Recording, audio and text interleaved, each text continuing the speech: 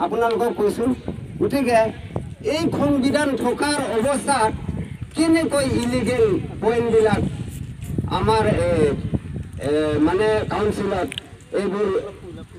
চুক্তি স্বাক্ষৰ কৰিবলৈ খাব পালে তে আমি ভাবোঁ আমাৰ ট্ৰাইবেলবিলাকক মানে কি বুলি ভাবিছে অসম চৰকাৰে মানে আমাৰ মাটি বাৰী এনেই কম আকৌ তাকো যদি কাৰোবাক দিব লগা হ'লে আমি ক'ত থাকিম ভৱিষ্যত আমাৰ কিবা ৰাজ্য আছে নেকি ক'ৰবা বেলেগতো কাৰ্বি ৰাজ্য আছে নেকি বেলেগত